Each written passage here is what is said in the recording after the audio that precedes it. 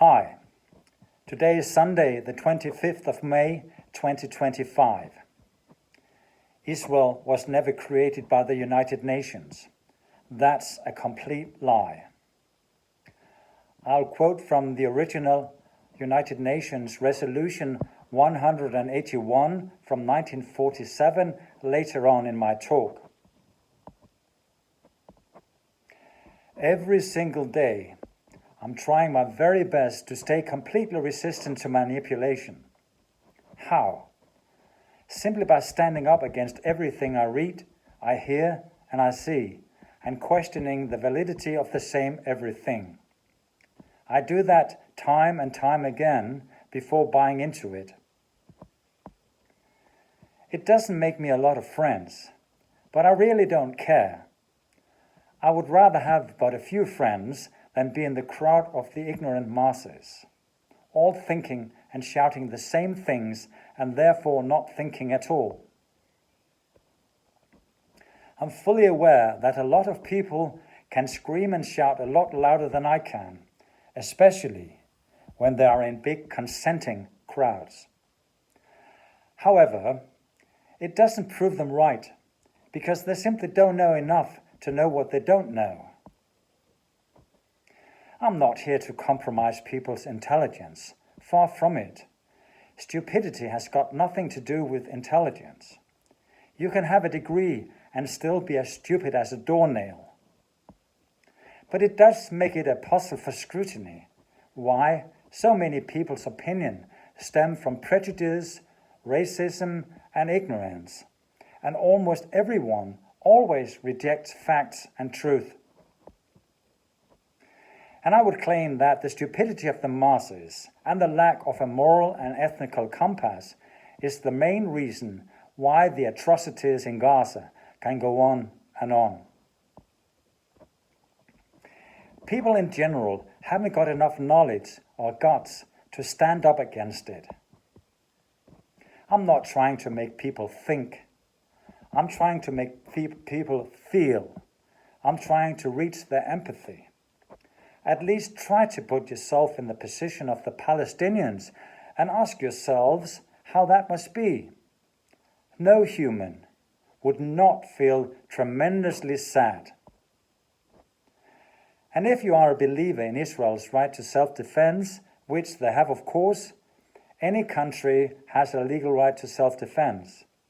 But what Israel is doing in Gaza is way beyond any even remotely comparable notion of self-defense. And they are completely out of line. God bless our sisters and brothers in Palestine. Free, free Palestine from the river to the sea, which, by the way, from a Palestinian perspective, has got absolutely nothing to do with the extermination of the Jews. It's about both peoples living together on the same land between the river Tigris and the Mediterranean Sea. And it is, according to the United Nations Resolution number 181 from 1947, stating a recommendation, not a rule, that the Palestinians and the Jews both have the right to this area, divided approximately 60% to 40% respectively. Quote from the Encyclopedia Britannica. United Nations Resolution 181, resolution passed by the United Nations UN General Assembly in 1947 that called for the partition of Palestine into Arab and Jewish states with the city of Jerusalem as a corpus separatum, bracket, Latin, separate entity, end of quote, bracket, to be governed by a special international regime. The resolution, which was considered by the Jewish community in Palestine to be a legal basis for the establishment of Israel, and which was rejected by the Arab community, was succeeded almost immediately by violence. Bracket, read 1948 Arab-Israeli War, end of bracket, end of quote.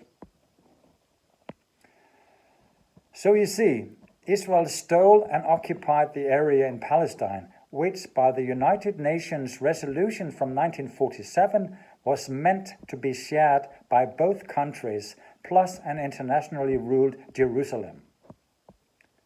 But it never came to pass, as we all know. In this sense, UN Resolution 181 to, quote, future government of Palestine, end of quote, did not create the State of Israel. Instead, it proposed a plan to partition British-occupied Palestine into three entities.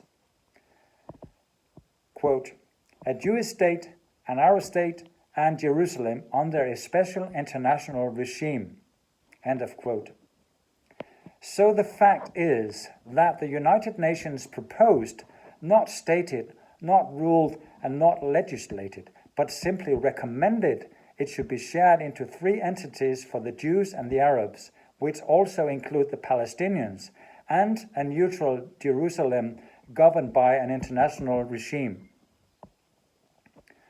Nevertheless, over the last 78 years, the Israeli lobby all over the world has infiltrated governments and school systems to tell a false narrative that, quote, Israel was created by the United Nations, end of quote, which obviously is a lie. Luckily, more and more people around the world are joining forces in protest against the Israeli government in sympathy for the Palestinians. So please join the protesters and let us end Netanyahu's terror and slaughter machine and free the Palestinians.